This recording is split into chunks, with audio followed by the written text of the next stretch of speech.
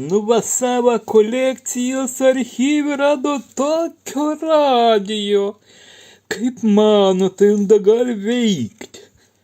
Čia turėtų būti kokia žiguliuka arba maskvičiuka.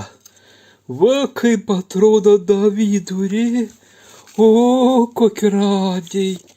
O, kokia nebloga dastovė. Originalios rūdys. Da nu tarybinių laikų turbūt, va kaip atrodo antrą pusę. O čia da yra kažkiek ir natūralios blėtės, va atrodo prieks toks. Aišku, taškalė turbūt programų jau nukrits, bet vis tiek va šoniuks kaip atrodo.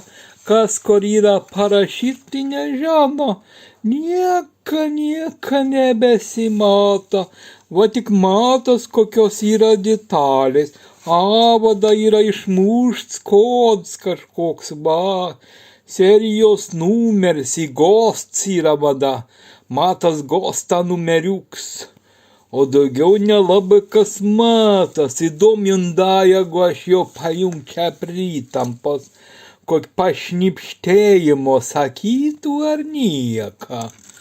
Kas jo te žino? Va, čia da ir antenų yra kur kišas, čia dava ir tokių mikroschemėlių yra visokių, va, kaip matom.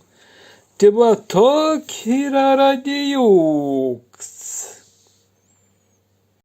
O antros pusės blėtė, kaip atrodo jaunujom, čia yra popieriuks padengts, kad ta kelė neprisiliestų niekur, va. O va kaip atrodo ta kelė, jėdagi, viskas tvarkoj, va.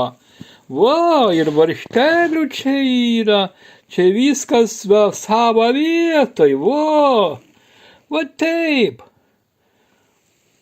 Galim da mani čia dėti mašino be bėdų. Bet užtat koks būtų vaizdelis geras, ne kiekvienas tokio radijo turi, oi, ne kiekvienas.